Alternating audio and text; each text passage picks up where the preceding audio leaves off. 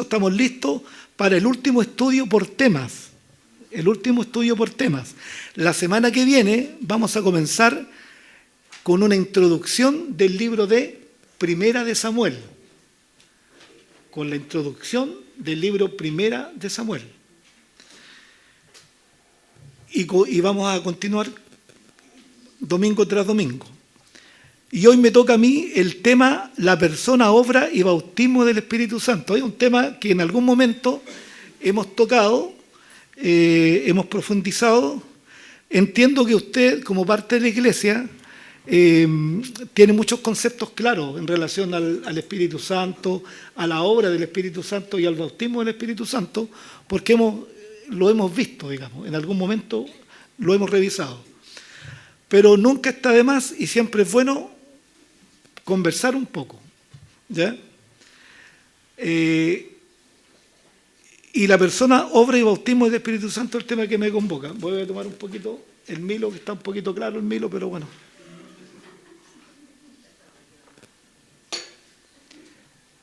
El Espíritu Santo, todos conocemos que es, nosotros le damos y lo calificamos o lo colocamos en un lugar como la tercera persona de la Trinidad.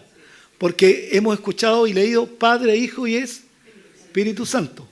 En ningún caso es jerárquico, sino es de orden, para que nosotros entendamos. Nosotros creemos en un Dios, ¿cierto? No somos politeístas, somos monoteístas. Creemos en un Dios. Pero este Dios es Padre, es Hijo y Espíritu Santo. Pero déjenme aclararles un concepto equivocado. Algunos dicen, bueno, Dios el Padre, ¿cierto?, se manifiesta como un Hijo y como el Espíritu. Pero eso no es real. Porque el Padre es el Padre, el Hijo es el Hijo y el Espíritu Santo el Espíritu Santo. Son de la misma esencia y calidad y tienen el mismo propósito. Pero creemos en un Dios. Ahora, eso es la doctrina de la Trinidad, ¿cierto?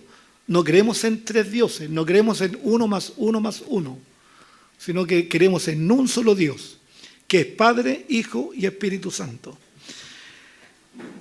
El Espíritu Santo es Dios mismo. Se le menciona cerca de 80 veces en el Antiguo Testamento como el Espíritu de Dios, el Espíritu del Señor o el Espíritu Santo.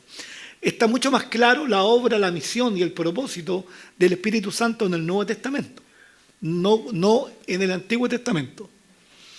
Ahora, pero es interesante ver que actúan siempre los tres. Un ejemplo, no se trata de una clase de instituto teológico esto, pero más que nada entender en líneas generales. El Padre envió ¿a quién al mundo? A su Hijo. ¿Y quién es su Hijo? Jesús.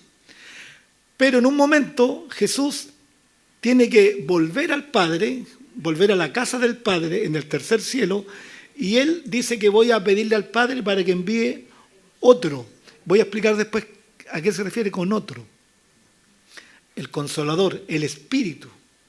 Es decir, el Padre y el Hijo envían el Espíritu Santo después de la ascensión de Jesucristo al cielo. Tenemos tres personas, Padre, Hijo y Espíritu Santo. ¿Cómo llegamos al Padre? Jesús dijo, nadie va al Padre si no es por... Interesante. ¿Y cómo llegamos al Hijo? Por la convicción del Espíritu Santo. Los tres trabajando en comunión. Cuando Jesús es bautizado, ¿qué vemos ahí? Vemos a Jesús que estaba con Juan, ¿cierto?, el Bautista. Vemos al Espíritu Santo en forma de paloma y la voz del Padre, mi Hijo amado. Tres personas claramente definidas. Un propósito, pero una obra en particular cada uno. Tres personas. El Espíritu Santo, cuando usted revisa toda la Biblia, espero que ya varios han leído la Biblia entera. ¿De las 8? Ya, pero hagámosle, ya, pensemos. Usted encuentra que tanto el Padre como el Hijo y el Espíritu Santo tienen los mismos atributos. Omnisciente, ¿cierto?, todopoderoso, Los mismos atributos. Entonces, wow, qué increíble. Pero trabajan en comunión. Ahora, el Espíritu Santo, por lo tanto, es Dios, es de la misma esencia del Padre y del Hijo. Ahora, pero siempre hay un orden. Hay un orden. Eso es muy importante entenderlo, porque vamos a hablar algunas cosas al respecto. ¿Recuerdan cuando pasó lo de Ananías y Zafira? Lo que Pedro le dice, tengo un montón de cosas que leer, pero eso la estoy resumiendo. Y Pedro les dice, ¿por qué has osado mentir al Espíritu? ¿Por qué has osado mentirle a Dios? O sea, le mintieron a Dios, derechamente, y hablaba del Espíritu Santo. Ahora, entendiendo esto, podemos ver que el Espíritu Santo es una persona y no una energía como algunas sectas lo declaran, ¿cierto? Porque el Espíritu Santo guía, habla, ordena, escoge, tiene voluntad, recuerda, habla y además se puede contristar, es decir, podemos colocarlo en una situación de tristeza. Esos son atributos no de una energía, es de una persona. Por lo tanto, es una persona. Ahora, espiritual. Recuerden ustedes, Dios es espíritu. Jesucristo, ¿cómo existía en la eternidad? Como un espíritu. Porque Él se hizo carne y habitó entre nosotros. Y ahora lo que la Biblia enseña y declara es que hoy Cristo tiene un cuerpo glorificado, está en el cielo. ¿Te das cuenta, no? Pero en esencia Dios es espíritu. Hay un montón de cosas y preguntas que no tendríamos a lo mejor una respuesta tan así poderosa que nos deje en la paz absoluta, pero un día vamos a preguntarle a Dios todas estas cosas y las vamos a saber, todo, completamente. Pero hoy tenemos la palabra que nos puede dar luces y claridad al respecto. El Espíritu Santo no necesita a alguien que lo guíe. Él nos guía, como dice San Juan 16:13, pero cuando venga el Espíritu de verdad, Él os guiará toda verdad, a toda ciencia, a todo conocimiento, porque no hablará por su propia cuenta, sino que hablará todo lo que oiga y os hará saber lo que habrá de venir. Y aquí quiero hacer un paréntesis, porque vamos a ir hablando algunas cositas que sirven para tener un poquito más de claridad. Jesús dijo en una oportunidad que Él hablaba todo lo que, ¿cierto? Él vino a hacer la voluntad ¿de quién? Del Padre. Él vivió en obediencia y sujeto al Padre. Y el Espíritu Santo, ¿de quién habla? De Jesús. No habla de sí mismo. No se promueve a sí mismo. Promueve a Jesús. Él os recordará todas las cosas que yo os he dicho. Él nos guía a Jesús, no se guía a sí mismo. ¿Y por qué lo explico? Porque necesitamos entender que hay un orden y que trabajan en armonía. Hoy en día hay muchas iglesias del Espíritu Santo y que enfatizan el Espíritu Santo y habitualmente son iglesias que tienen show, que tienen parafernalia y que dicen, no, es que a mí solamente el Espíritu me guía en todo. Y vemos que hay caos, que hay desorden, que no hay enseñanza, que no hay crecimiento personal, son emociones. El Espíritu Santo no se glorifica a sí mismo, glorifica a Jesús. Lleva la gloria a Jesús, habla de Jesús, guía a Jesús. Y Jesús nos guía al Padre. Jesús dijo, yo soy el camino, la verdad y la vida. Y nadie va al Padre si no es por mí. Interesante. ¿Te das cuenta del orden que hay? Y no podemos cambiarlo. Ahora Jesús habló en un momento y le dice a los discípulos que es necesario que Él parta. Porque Él ha cumplido su obra, ha cumplido su misión. Su misión era morir en la cruz. Morir en la cruz del Calvario en una muerte expiatoria por usted y por mí, para darnos la oportunidad de ser reconciliados con Dios el Padre, porque en ese momento estábamos totalmente enemistados con Dios, enemigos de Dios. Por lo tanto, había que hacer un sacrificio. Y el Cordero elegido fue Cristo mismo. Ahora, pero Jesús no nos iba a dejar. Imagínate, después de estar 3 años con los discípulos, de compartir con más de 500 personas, de sanar, de estar con la gente, y nos iba a dejar ahí como, ¿y ahora qué? Pero dijo, no, yo no lo voy a dejar a ustedes solos. Voy a enviar a alguien de la misma calidad y esencia que yo. Alguien que, como yo lo hice, es decir, yo los cuidé, los protegí, estuve con ustedes, estuve escuchándolo a ustedes. Bueno, el que viene es de la misma calidad de esencia y va a estar con ustedes no por un rato, sino hasta el fin de los tiempos. Interesante, ¿eh? Jesús dijo que era necesario enviar al Espíritu Santo al mundo. Era muy importante. El Espíritu Santo, hay una palabra que a mí siempre me gustó desde hace como 45 años cuando entré a la iglesia Capilla Calvario. Me gustó mucho y me enamoré de este concepto, de esta palabra griega, que es el parakletos. Me encanta esa palabra. No es que domine el griego, apenas domino el español, pero me encanta esa palabra. Y claro, yo venía de una iglesia que enseñaba de manera sesgada, con mucho amor y mucho cariño, ¿cierto? Pero no era una instrucción sistemática, expositiva, contundente en la palabra. Y cuando llegué a la capilla, descubrimos, con mi amigo Carlos que está acá, descubrimos, y con otros que están, como José Carrasco, el pastor de Costa Rica, descubrimos la enseñanza profunda de la palabra de Dios. Y provocó en nosotros cambios no impuestos, sino cambios genuinos y naturales, porque Dios estaba obrando por medio de la palabra en nosotros. No nos convertimos en seres perfectos, no para nada, pero fuimos descubriendo que, wow, Dios mío, qué tremendo la enseñanza de la palabra de Dios. Y hablaba y dice esto: el Espíritu Santo es el Consolador, el Paracletos, Juan 14, 16. Y les dice, voy a enviarles otro Consolador. Cuando habla de otros, en griego da la idea que es de la misma esencia, calidad, otro del mismo orden, no menor.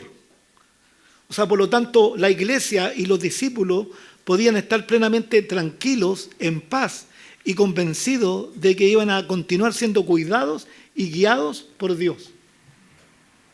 Paracletos, uno que está al lado de uno, para ayudarte, para soportar tu vida en medio de las aflicciones, para responder tus consultas, para guiarte, traerte paz y consuelo en los momentos difíciles.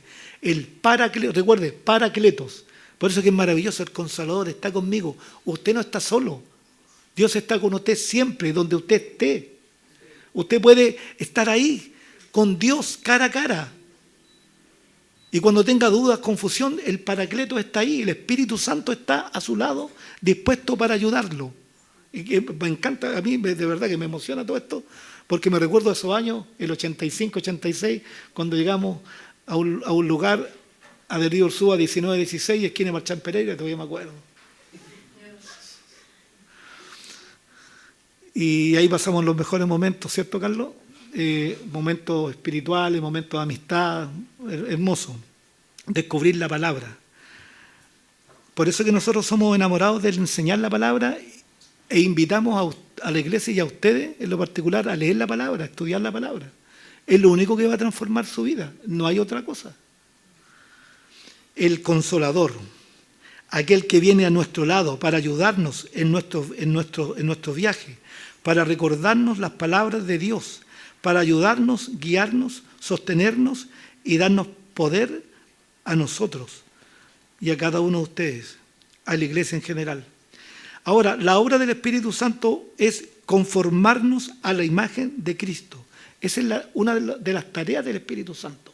Es conformarnos a la imagen de Cristo por medio de la enseñanza de la palabra. Por medio de la enseñanza de la palabra. El Espíritu Santo obra en nuestro corazón y mente, en nuestra vida completa, y nos va transformando cada día.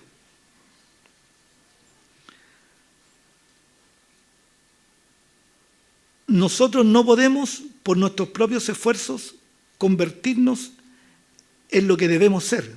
Esa es la obra de Dios. Solo Él puede hacerlo, en la medida en que nos disponemos para que Él lo haga.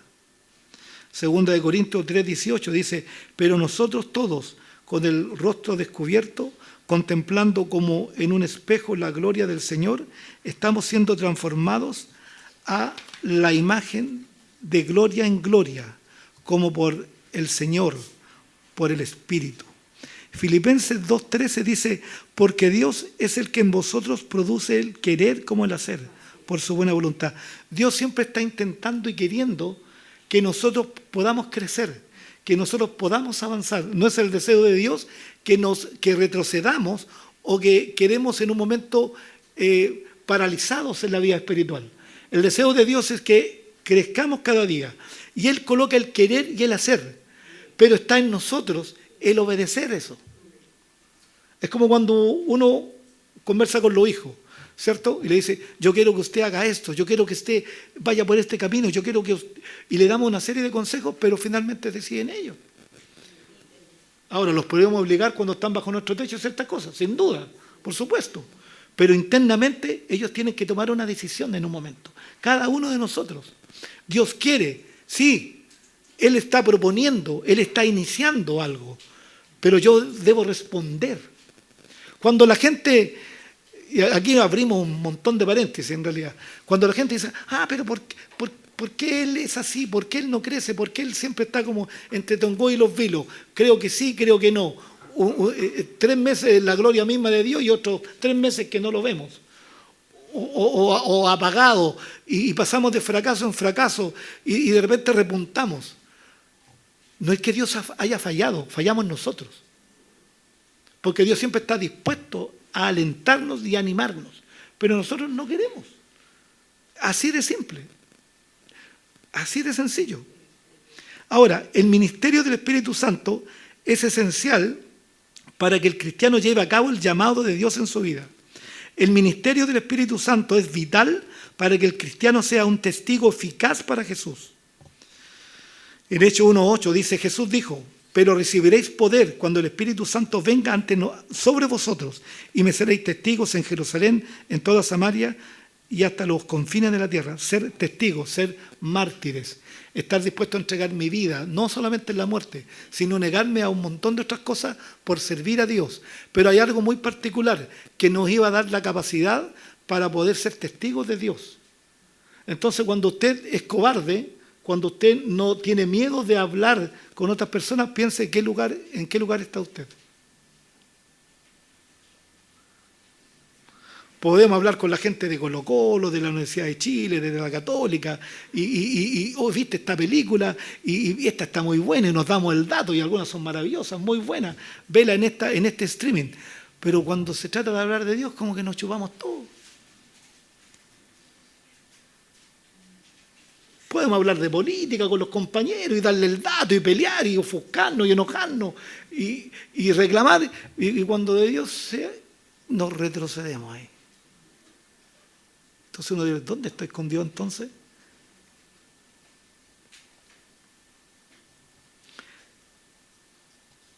Ahora, recuerde usted, no está anotado acá, pero recuerde usted que el Espíritu Santo viene a nosotros cuando nos arrepentimos. El Espíritu Santo está en nosotros, lo voy a leer en un momento eso, pero también el Espíritu Santo en algún momento viene sobre nosotros, que es el bautismo del Espíritu Santo, donde nos da un poder inusual y particular para vivir una vida sobre el poder de la mediocridad y una vida como testigos eficaces de Cristo Jesús. Y está como Paracletos, al lado para ayudarte, para estar ahí guiándote. La Biblia nos enseña que cuando somos salvos, lo que acabo de decir, cuando recibimos a Jesús, nacemos de nuevo, nacemos del Espíritu, somos sellados con el Espíritu Santo viene a morar en nosotros. En el momento de la salvación, cada creyente recibe la presencia interior del Espíritu Santo, el Espíritu en él. Como dice 1 Corintios 6:19, ¿o no sabéis que vuestro cuerpo es templo del Espíritu Santo, que está en vosotros, el cual tenéis de Dios y que no sois vuestro? Es decir, el Espíritu Santo viene a morar en nosotros. Pero ojo, mira, ¿quién viene a morar en nosotros? El Espíritu de Dios, el Espíritu Santo, el Espíritu del Señor. Dios mismo viene a morar en uno. O sea, increíble, vasos de barro, pero Dios viene a ser morada en ti. Ya no es el templo que se jactaban los judíos. Por eso que Dios destruyó el templo y permitió eso, para que entendiera la gente que no podía vivir dependiendo del templo, sino que Dios iba a vivir en ellos. Ahora, yo me arrepiento, ¿cierto? Dios viene a morar en mí, por lo tanto ahora yo soy el templo del Espíritu Santo. Y Dios empieza a hacer una obra en mí. Cambian prioridades, cambian objetivos.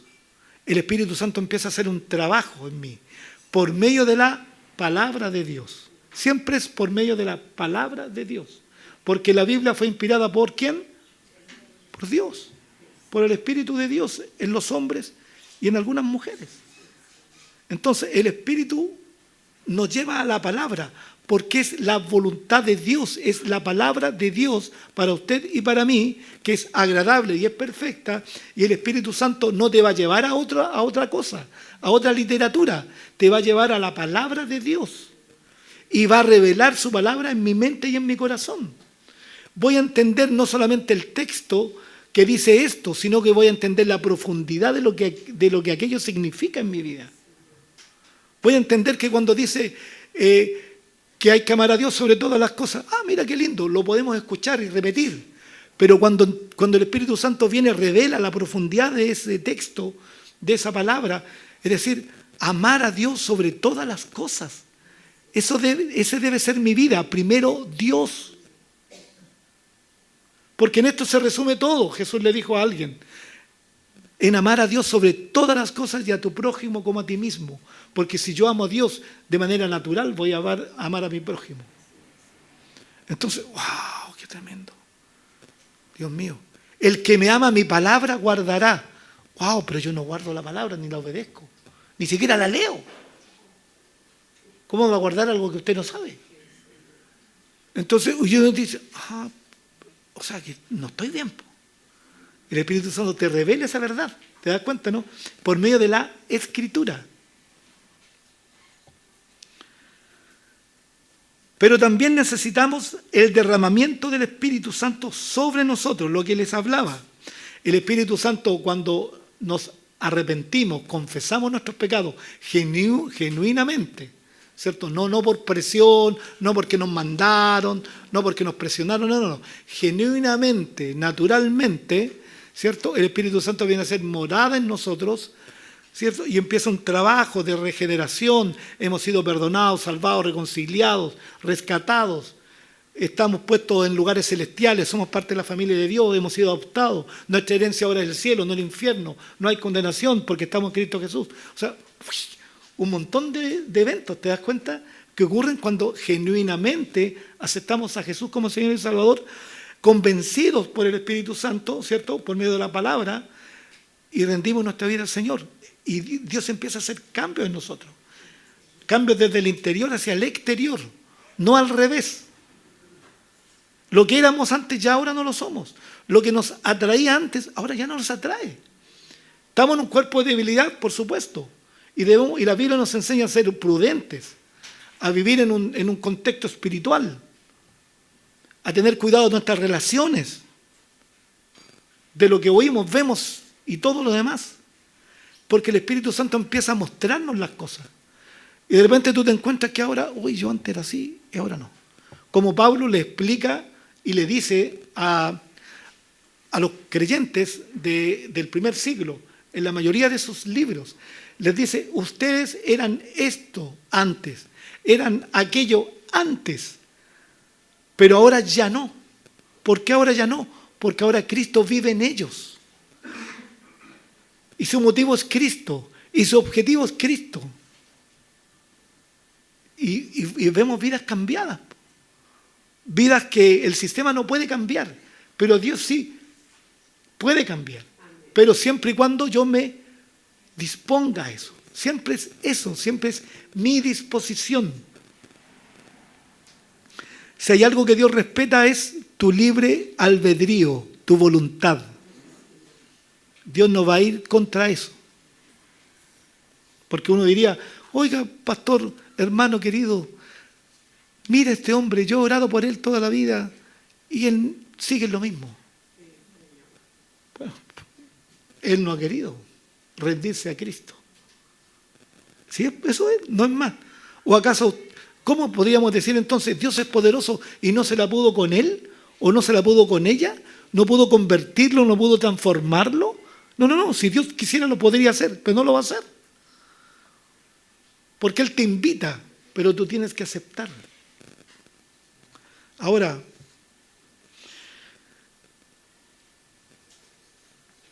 necesitamos el derramamiento del Espíritu Santo sobre nosotros. Lo que ocurrió en el tiempo de los apóstoles, en el Pentecostés, en el aposento alto, porque Jesús les dijo, esperen tranquilos para que sean investidos de poder. Y cuando hablamos del bautismo del Espíritu Santo, estamos hablando de ser llenos del Espíritu Santo, de recibir la promesa del Padre, el don del Espíritu Santo. Son conceptos que apuntan a un mismo evento, que es cuando el Espíritu Santo viene sobre los creyentes y le da un poder. Tenemos el Espíritu Santo en nosotros, que está haciendo una obra por medio de la palabra, instruyéndonos, estamos cambiando, nos está transformando. Nosotros estamos cediendo a la palabra de Dios y a la guía del Espíritu Santo, porque entendemos que es lo mejor. Pero en un momento empezamos a estar, nos estancamos, no hay más, ya nos quedamos ahí en las trincheras. Y el Espíritu Santo viene sobre nosotros y nos da vitalidad, nos da poder. Porque ¿no le ha pasado a usted que pasa momentos como espiritualmente, como es un estándar, una línea plana? Y ya está bien, todo perfecto, pero ha perdido la vida, como algo no está fluyendo. Necesita entonces ser bautizado con el Espíritu Santo. Y eso puede ocurrir 1, 2 o 3 veces, o muchas más.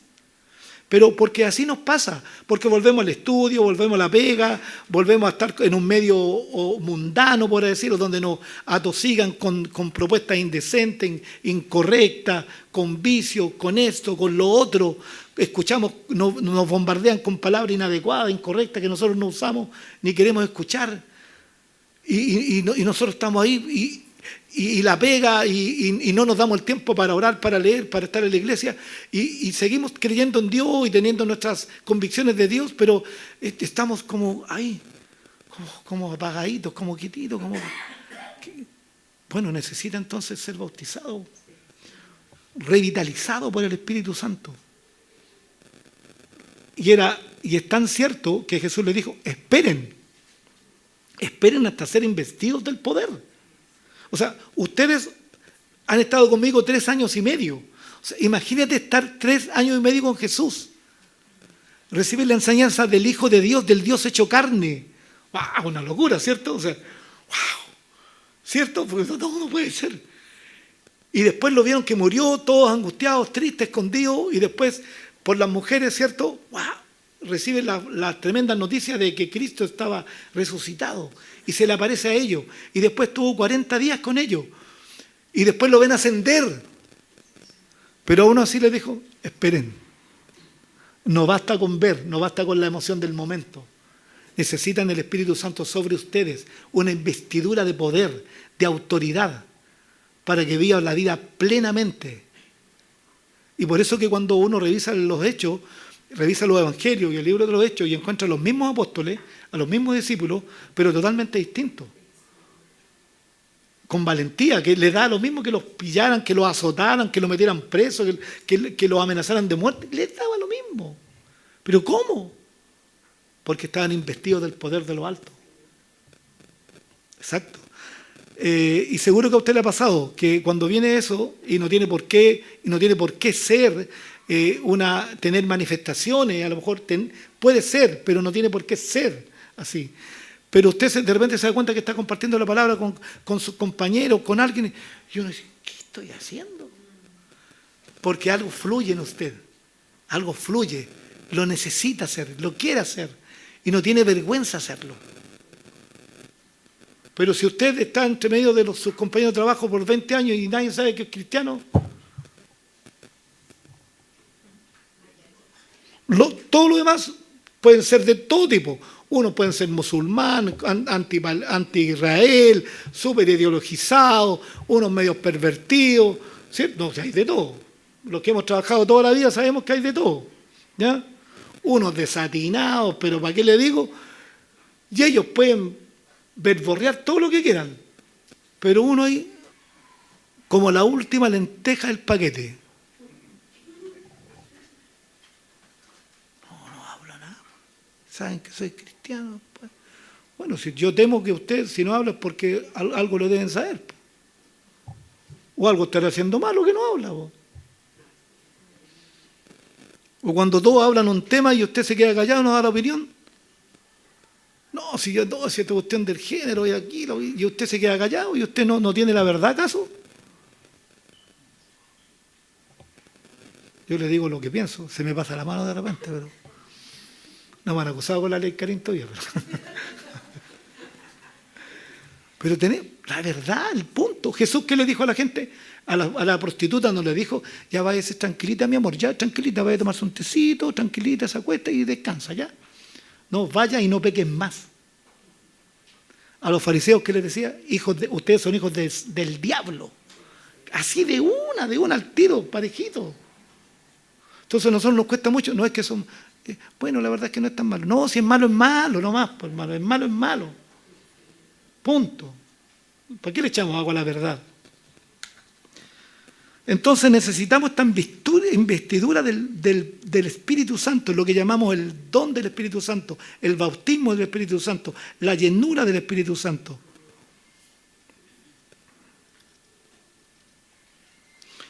Y es para todos. Es para todos. Es necesario, si no la tenemos, solicitarlas, como dice Efesios. No embriaguéis con vino, para la cual hay disolución, pero antes sed llenos del Espíritu Santo. Y que Dios está dispuesto a darlo. Entonces no es exclusivo, no es para el pastor, para el asistente, para el staff, no. O sea, para cualquier creyente, Señor, lléname de tu Espíritu Santo. Necesito ser un creyente efectivo, un creyente que no se avergüenza de la cruz. Ayúdame a compartir la palabra. Señor, necesito esa autoridad, ese poder. Y sabes, si tu oración es genuina, Dios lo va a hacer. Dios lo va a hacer. ¿Se recuerdan ustedes cuando en Éfeso estaba ocurriendo un mover del Espíritu y los apóstoles se enteraron? Y estos hombres ya habían recibido la salvación, pero fueron y colocaron las manos y recibieron el don del Espíritu. Es decir, los mismos apóstoles recibieron en algunas ocasiones el bautismo nuevamente del Espíritu Santo. Porque como les digo, pasan situaciones, momentos, y que uno como que queda un poquito más lento espiritualmente, como que ya estoy en la inercia solamente, pero no está fluyendo algo en tu vida. El bautismo del Espíritu Santo se recibe por fe, no por las obras. Este bautismo del Espíritu Santo es necesario para que podamos vivir la vida que Dios quiere que vivamos. Un cristiano sin el Espíritu Santo experimentará una vida sin sabor, será débil, sin poder para testificar y servir a Jesús. Como dice Hechos 1:8, recibiréis poder cuando haya venido sobre vosotros el Espíritu Santo y me seréis testigos en todos los lugares. Efesios 5:18, lo que le acabo de comentar. No os embriaguéis con vino, en lo cual hay disolución, antes bien sed llenos del Espíritu. Sean, háganlo, búsquenlo. Necesitamos vivir en el Espíritu. Aunque el Espíritu Santo se recibe por fe, también debemos entender que para que nuestras vidas sean canales por las que fluye el Espíritu Santo, necesitamos buscar caminar en obediencia a su voz. Si contristamos al Espíritu Santo, limitamos su obra en nosotros y a través de nosotros. Efesios 4:30. Fíjate lo que habla. El Espíritu Santo está en mí, ¿cierto? Está en usted. Quiere hacer una obra. Dios propone hacer esa obra. Comenzó esa obra en usted. Pero ahora usted, con sus 5 sentidos, tiene que decir, wow, yo quiero vivir esa vida. Estoy viendo los cambios que Dios está haciendo. Estoy conociendo a Dios por medio de la palabra. Y veo que mi vida es mejor. Veo que mi relación con mis hijos, con mi esposo es mejor. O sea, Dios ha sanado heridas. Dios ha perdonado nuestras faltas, nuestros pecados. Y está cambiando todo de manera favorable. Pero yo debo tener mis sentidos puestos en eso. y debo colocar mi disposición a eso, para que el Espíritu Santo siga trabajando. Pero puede ocurrir que Dios, queriendo hacer eso e iniciando algo en nosotros optemos por contristar al Espíritu. ¿Cómo contristar al Espíritu? ¿Qué es lo que es eso? Es ponerlo triste. Cuando usted está triste, ¿cómo anda? Pero aparte de triste. Es como el diccionario Aristo. Enojado. Dícese del que está enojado. Ese Aristo, ¿se acuerda? Uno no entendía nada, pero...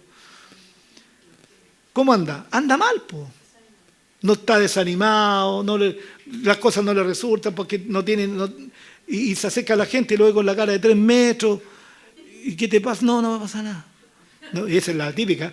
Están con el caracho 2 metros y no pasa nada. ¿Cómo que no pasa nada? Si algo pasa. Po.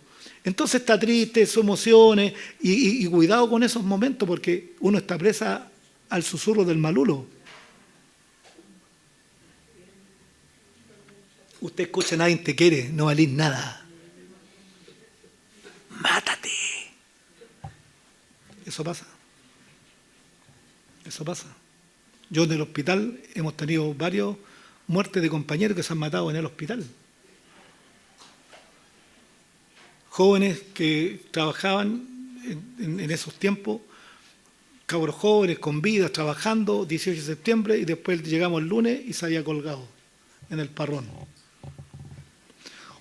Una persona, un conocido, que yo conversé con él muchas veces, estaba muy enfermo, pero logró que lo jubilaran y le dieran el incentivo al retiro. Y estaba en la reunión cuando le entregaron el galvano, el certificado y todo lo demás. Y uno dice, wow, qué bueno, lo logró. O sea, está enfermo, pero logró un incentivo y un tema económico que le puede resolver algunas cosas. Y a la semana se mató. Todos quedamos, ¿pero cómo se mató si aguantó 4 o 5 años para jubilar enfermo, recibe y se mata? ¡Qué tremendo! ¿Cómo contristo yo al Espíritu Santo? Cuando hago lo incorrecto. Cuando no hago lo que debo hacer. Porque Él quiere trabajar, pero yo lo detengo, lo paro, le pongo un obstáculo. Y le digo, no, porque no, lo estoy contristando porque no estoy siendo obediente. Entonces no puede obrar. Él me dice, no está bien, Heriberto, no está bien esto. Y yo con lo incorrecto y con mi mal actuar, mi mal proceder y mi pecado, lo estoy deteniendo. Y él queriendo no puede, porque yo estoy siendo el obstáculo.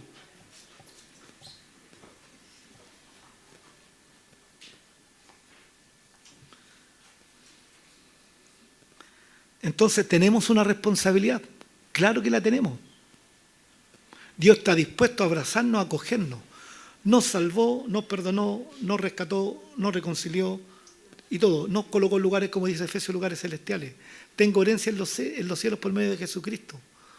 Soy parte de la familia, no soy un huérfano, ahora soy parte, soy hijo de Dios. Entonces usted ve todos los privilegios que Dios nos ha dado y coloca su espíritu para que yo no me sienta solo, el Paracletos para que me ayude, me consuele, me ayude, me coloca, tengo el espíritu de Él en mi vida para entender la palabra, la profundidad de Dios, la realidad de Dios. Y yo aún así sigo obstaculizando el trabajo del Espíritu Santo en mi vida.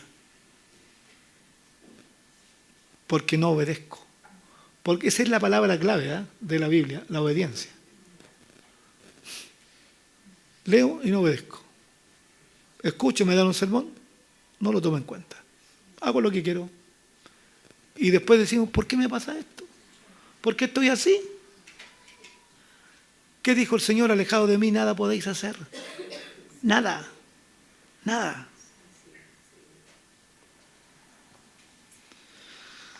Entonces, pensemos eso. ¿Qué está pasando en mi vida? ¿Cómo estoy? ¿Estoy obstruyendo la obra del Espíritu Santo en mí? ¿Qué estoy haciendo para impedir la obra del Espíritu Santo que quiere llevarme a una vida plena, total, una vida que fluye? como dice San Juan 7:38, el que cree en mí, como ha dicho la Escritura, de lo más profundo de su ser brotarán ríos de agua viva. ¿Están brotando ríos de agua viva en su vida diariamente o ya esa fuente no fluye nada? Está secándose. Entonces uno tiene que pensar. Wow.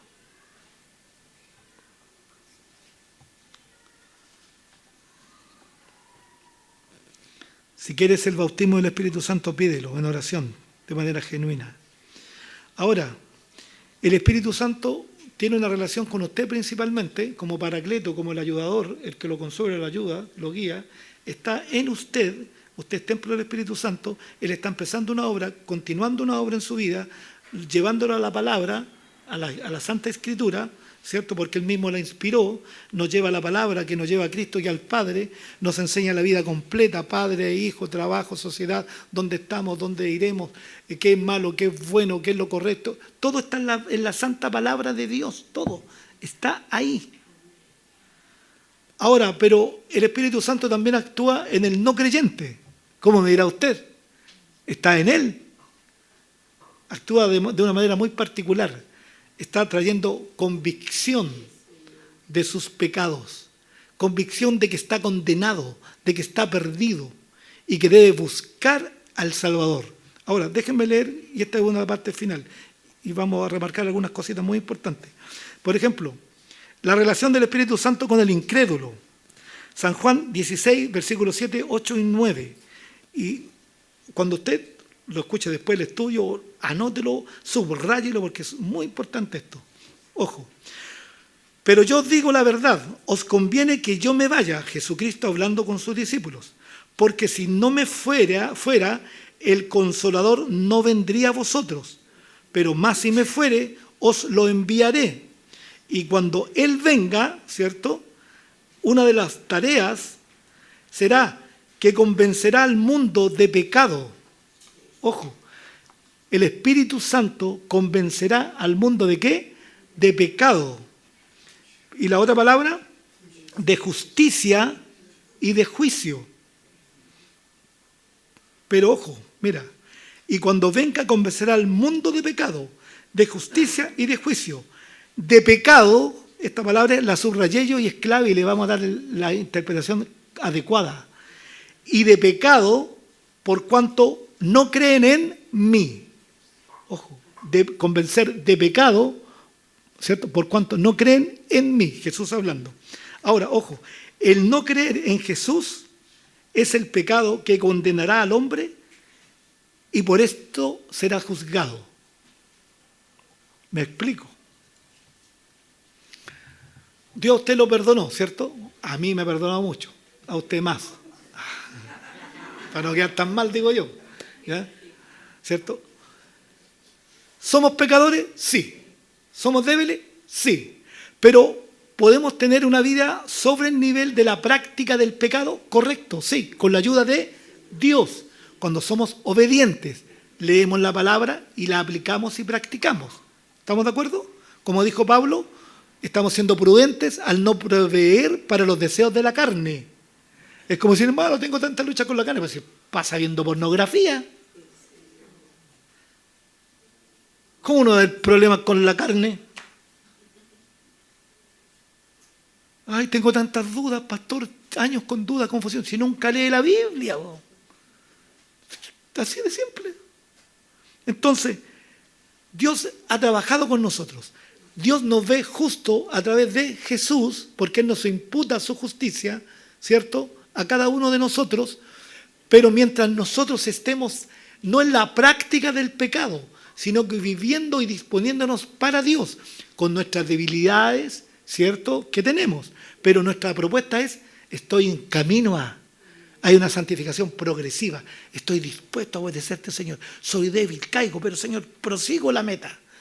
Cuando estamos en esa situación, Dios me ve justo a través de Jesús. Eso es muy importante. Ahora, y no hay condenación para los que están en Cristo Jesús. Vivo en paz y vivo tranquilo. Entonces, pero con el incrédulo. El incrédulo hoy se muere ¿Y dónde va? ¿Dónde se va? Al infierno. No hay limbo ni purgatorio, son mentiras esas cuestiones. Uno muere con o sin Cristo, tiene dos caminos. El cristiano al cielo, el que no se arrepintió y vivió su vida como quiso, al infierno. Ok, pero en un momento el incrédulo saldrá de la tumba o donde esté en un cuerpo y va a estar delante de Cristo en el juicio final. Ojo, mira, en el juicio final. O sea, la cantidad de gente que va a ir ahí, para que les digo. En el juicio final. Y dice que van a ser juzgados por las cosas que están escritas en los libros. Ojo con esto, ya lo expliqué la otra vez, pero voy a volver a decirlo. Ellos están ahí esperando un juicio porque no aceptaron a Jesús. ¿Sí o no? Ya ellos no son salvos, por eso están ahí. ¿Estamos de acuerdo? Ok. Pero ellos, como dice acá, y cuando Él venga convencerá al mundo de pecado, y el versículo 9, de pecado por cuanto no creen en mí. Ellos no se perdieron por ser adúlteros, por ser unos ladrones, por ser unos asesinos, por ser estafadores o mentirosos. Ellos no están ahí esperando ser lanzados al lago de fuego, ¿cierto? A los que finalmente en la muerte segunda. Por eso, ellos están ahí porque rechazaron el amor de Cristo Jesús. Porque si usted es adúltero, pecador, fornicario, mentiroso, estafador, engañó a su esposa, a su esposo, abusó, ¿cierto? Pero si usted aceptó a Cristo, todo eso fue borrado. Y usted ahora es nueva criatura. ¿Te das cuenta?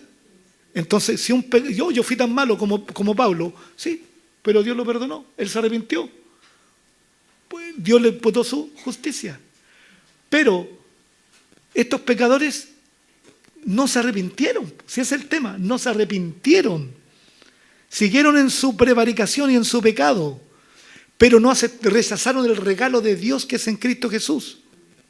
Romano, la paga del pecado es muerte, más la dádiva de Dios es vida eterna en Cristo Jesús, Señor nuestro. Entonces rechazaron el regalo, San Juan 3:16. Porque de tal manera amó Dios al mundo que ha dado a su Hijo unigénito para que todo aquel que en Él cree no se pierda, mas tenga vida eterna. El punto es ese. Eso es lo que hace un punto de inflexión, un antes y un después. Soy pecador, yo igual. Pero yo he pecado, he hecho malo, yo también. Sí, pero que usted no hizo eso. Sí, también lo hice, y más. Pues es que yo ahora me arrepentí. Y ahora Cristo vive en mí. Y el Espíritu Santo muere en mí. Y yo soy hijo de Dios. Y ahora voy para el cielo porque Cristo me ve justo. Dios me ve justo en Cristo. Esa es la diferencia. No es otra. No es otra. Si usted lee el Antiguo Testamento, el pecador más malo, el último día se arrepiente, se salva. Pero ¿cómo? ¿Y todo lo que hizo? Pues sí, se arrepintió. De corazón, estamos hablando, obviamente. Entonces, por eso, convencerá al mundo de pecado por cuanto no creen en mí. Ese es el punto. No creíste en Dios, en Cristo Jesús, no recibiste el regalo. Es por eso que te pierdes. Nada más. Ahora, los libros van a ser abiertos y van a estar las obras que ellos hicieron.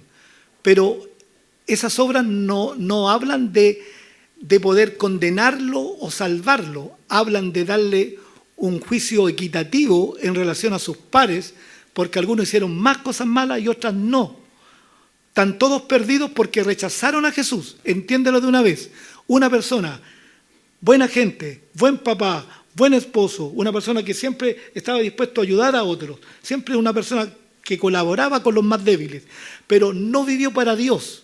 Esa persona se va a perder. Entonces podríamos decir, pero si era bueno. Sí, pero no aceptó a Cristo, no vivió para Cristo, vivió para Él. Ese es el punto, es aceptar o rechazar a Jesús. Eso es lo que cambia nuestra existencia eterna, no es otra cosa. Y los pecados que van a estar anotados en los libros van a servir solamente para darle más sufrimiento a uno que a otros, porque eso lo enseña la palabra. Qué tremendo, ¿no? Es como cuando alguien roba, ¿no?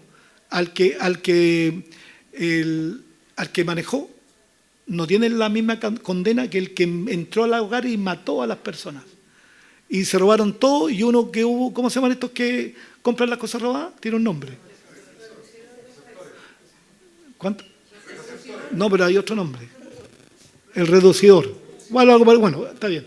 Ese tiene otro castigo. También 6 presos, pero menos años. Bueno, es lo mismo. Este fue perverso, asesino, creó leyes en contra de la palabra de Dios, atentó contra los niños, avaló el tema de la perversión, hombre con hombre, mujeres con mujeres. Bueno, no aceptaste a Cristo, estáis perdidos. Pero aquí tienes esto, pum. 20 personas con soplete encima de la cabeza y otros tantos con el camión de gasco, por así decirlo. Qué fuerte, ¿no? Pero el otro que no aceptó a Cristo también está perdido. Pero el otro fue el bueno, el buena gente. El joven rico, ¿se acuerdan o no? Era buena persona, ¿no? Pero rechazó a Cristo. Y ese va a estar, si es que no se arrepintió, finalmente va a estar ahí y decir, bueno, tú fuiste súper bueno, así que, pero igual vas a estar sufriendo, pero te vamos a pegarte martillazos en los dedos, no sé, estoy ejemplificando la cuestión para que usted pueda entenderlo. Sufrimiento igual, oscuridad igual eternamente. Y dice, y de justicia, por cuanto voy al Padre y no me veréis más, de justicia. Es decir, Jesús dijo una palabra, si nosotros no éramos más justos que los fariseos, no vamos a entrar al reino de Dios. Es decir, ¿qué es lo que hacían los fariseos? Los fariseos les gustaban los aplausos, el reconocimiento, y hacían buenas dádivas, de repente buenas obras, pero solamente para que los vieran, para que los aplaudieran. Pero en su corazón estaban con huesos de muertos, eran hipócritas. Jesús se los dijo claramente. Entonces, ¿qué nos dice también? Es decir, vivan la realidad ustedes, vivan la vida espiritual correctamente, no vendan algo que no son, sean auténticos. No estén mostrándose a la gente, a los hijos, a la esposa o a la comunidad como gente de bien y son los más pencas que hay. O sea, realidad. Y además tiene la observación de que cuando yo veo que yo no puedo, porque el hombre más justo fue Cristo, nunca pecó, y por eso que Dios lo exaltó hasta lo sumo.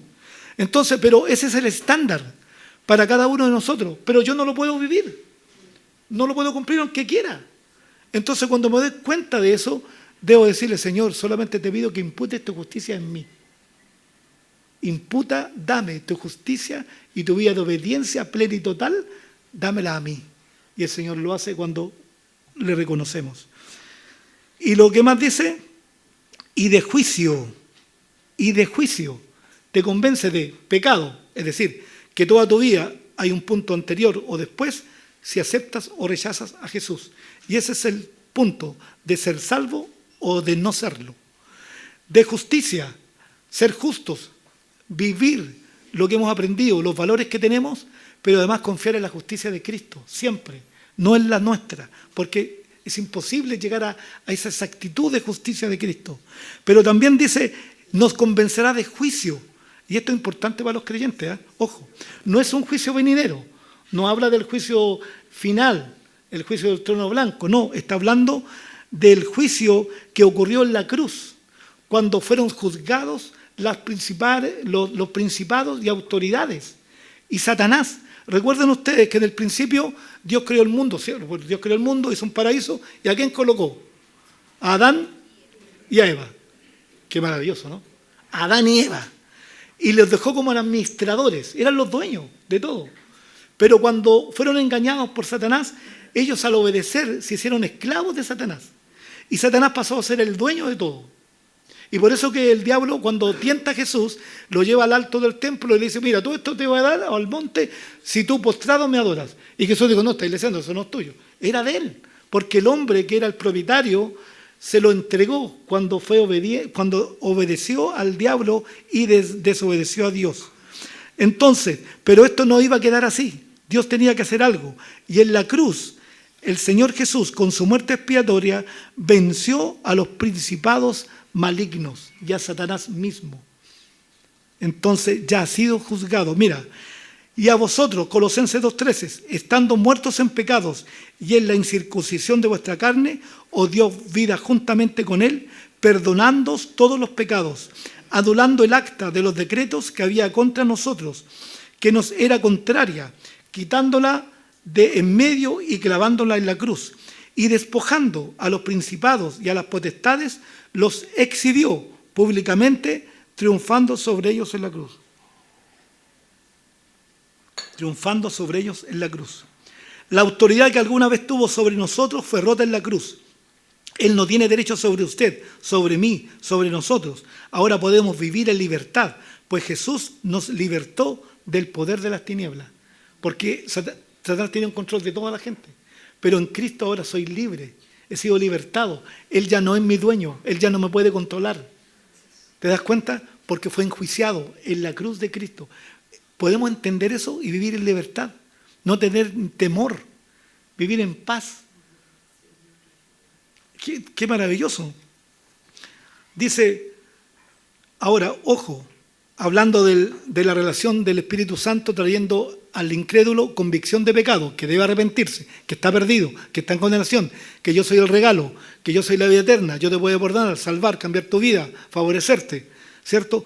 De justicia, de juicio, que si tú me aceptas, ya el malo no tiene potestad sobre ti, no puede hacer lo que quiere de ti como un títere, porque ahora eres mío, eres parte de la familia.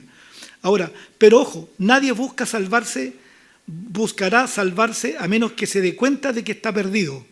El Espíritu Santo nos hace comprender que Dios es un Dios santo y justo y que la justicia aceptable ante Dios es la que es ofrecida por medio de Jesús. Nada menos. Necesitamos que el Espíritu Santo alumbre nuestras mentes y corazones para entender esa verdad. Nadie puede ser convencido en contra de su voluntad. Dios llama, invita, no obliga. Dios te muestra tu presente y futuro, tu pecado y sus consecuencias, pero a la vez te ofrece gratuitamente el regalo de la salvación. Eso es lo que hace Dios. Ya hizo con nosotros y está haciendo hoy con los no cristianos. Ahora, me quedan unas cosas que leer y terminamos. Dice, mira, Romanos 10:18, y aquí voy a desacreditar algo que se cree equivocadamente. Romanos 10:9, que si confesares con tu boca que Jesús es el Señor y creyeres en tu corazón que Dios le levantó de los muertos, serás salvo. Maravilloso. Pero si yo confieso, Señor, wow, Señor, yo soy pecador. Confesar es estar de acuerdo con lo que Dios piensa de mí. Entonces, Dios, ¿cómo me ve? Dios no miente. O sea, yo soy pecador, estoy perdido, estoy condenado, soy enemigo de Él. Entonces yo cuando entiendo eso digo, Señor, perdóname, perdóname. Y Dios te perdona, te limpia, te lava, te transforma. Confiesas esa realidad. Pero ojo con esto, una confesión genuina, una confesión falsa nunca salva a nadie. No todo el que diga Señor, Señor entrará en el reino de los cielos, sino el que haga mi voluntad. Interesante, ¿no? ¿Escucharon eso? Nunca te conocí. Nunca te conocí. Estuviste en la iglesia, participaste, eras hijo del pastor, eras primo del diácono, qué sé yo. Ayudaste, pero nunca te conocí. ¿Por qué? Porque su vida no era real, no era genuina. Ahora algunos dirán, sí, pastor, pero él, ella, mi esposa, mi hijo, mi hija, yo mismo hice la confesión hace como 10 años. Ya, ¿y esa confesión fue genuina? Sí, sí, sí. ¿Y por qué estás ahora así? No, es que, pues si fue genuina, fue real. Por lo tanto, tú aceptaste la realidad de eso. ¿Y cómo está tu vida ahora? ¿Viviendo cómo? ¿En pecado? ¿En la práctica del pecado? ¿Lejos de Dios? Entonces algunos dicen, no, es que yo una vez que tú lo confiesas, salvo hoy y salvo siempre. Eso es falso. Porque si tu confesión es genuina y la mía es igual, entonces yo tengo que proceder en relación a eso, a esa verdad. Porque podemos estar acá, pero ¿qué dice? Señor, Señor. Y diga, ¿quién es? ¿Quién me está hablando? Las vírgenes prudentes, Mateo 25. Señor, ábrenos, ábrenos. Lo siento, ya no fue. O sea, tenemos que vivir una vida real, genuina, no nos mintamos. Hay una frase que he dicho varias veces, no nos miremos en el espejo de cartón. No nos engañemos nosotros mismos. Es como hacerse trampa en el solitario. ¿Usted ha jugado al solitario alguna vez? ¿Cierto? Es como que usted está jugando y usted mismo se hace trampa. Bueno, muchas veces en la vida cristiana somos así, pues. Nos creemos el cuento. Y nosotros estamos lejos de.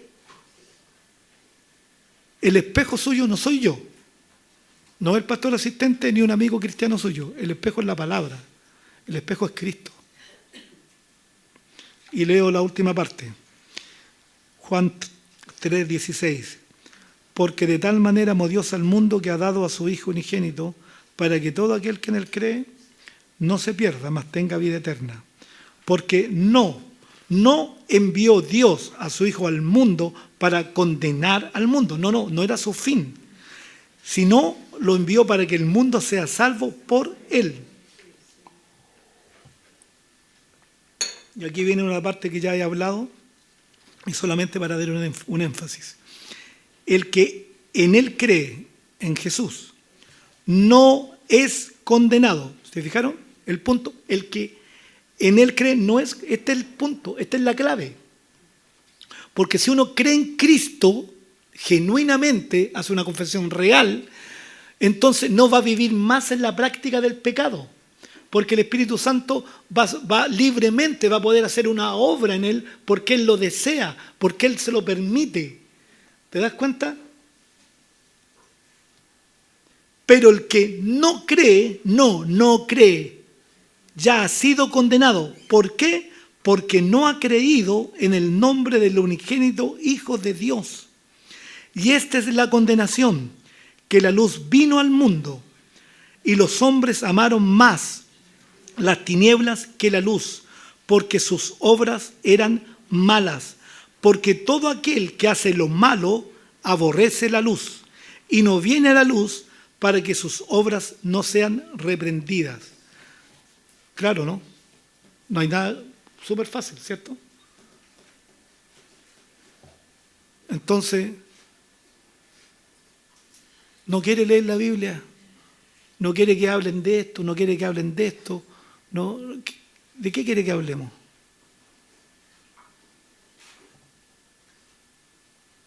Acá hablamos la palabra de manera expositiva y la exponemos de esa forma, completa y total. Entonces, pero la gente dice, no quiero que hablen de este tema. ¿Y por qué no quieres que hable de este tema? ¿Estás practicando eso? ¿Estás viviendo una mentira? ¿Por qué? Porque la palabra despeja las cosas. Es una luz que muestra tu pecado, muestra mi pecado, muestra tus faltas. Y por eso que la gente no quiere venir a Dios. ¿Por qué creen ustedes, para terminar, que todas estas cosas que nos han pasado estos últimos 15, 20 años, el tema de la identidad de género, el matrimonio homosexual, personas del mismo sexo y toda esta cuestión, ¿sabes qué? La iglesia es el enemigo de ellos, o ellos hacen creer que nosotros somos sus enemigos. No quieren nada con Dios. No quieren nada con Dios. No quieren nada con Dios. Mira, y lo voy a decir, porque soy el pastor y lo voy a decir. Hay personas que no siendo cristianas son creyentes. ¿En qué sentido? Creen en los valores de Dios. Creen en los valores de la iglesia. Hay otras ideologías que son ateos. No creen en Dios. Si no creen en Dios, no creen en Jesús. ¿Sí o no? ¿O me equivoco? Y por lo tanto, si no creen en Jesús, no creen en los valores enseñados por Jesucristo y los discípulos de Él y los apóstoles que están en la palabra de Dios. No creen. No creen. Entonces, ¿cómo puede ser que nosotros ayudemos a esas personas? Uno tiene que tomar decisiones. O soy de Cristo o no soy. No podemos tener ambigüedad. ¿Somos o no somos? Punto. Yo siempre digo, la verdad es Dios. Lo que no esté ahí, no lo creo. La verdad es Dios, absoluta y total. Piensa usted lo que hemos conversado esta noche, esta tarde, esta mañana tarde. Que quiero irme para la casa, por eso. Pero, ¿saben? una palabrita. Dios te ama. Dios me ama, Dios nos ama a todos nosotros. Él está por ti. Él no está como la espada de Demócles. Es decir, que a la primera de cambios te va a caer la espada y te va a partir el cráneo. No, no, no. Recuerden, Él no vino a condenar al mundo, Él vino a salvar al mundo. Pero ¿qué espera de ti? ¿Qué espera de mí? Que tengas la disposición, que reciba ese regalo maravilloso de Cristo. Y que yo pueda decir, Señor, tú me amas tanto, no lo merezco. Me estás ofreciendo la eternidad del cielo sin yo merecerlo. Quieres hacer una obra en mi vida, en mi familia. Y solamente tus pensamientos, como dice la Biblia, son solamente de bien. Señor, ayúdame a estar contigo y a obedecerte. Dios te ama y te está esperando. Te está esperando para abrazarte y para guiarte. No lo rechaces. Oremos, Padre amado, gracias te damos.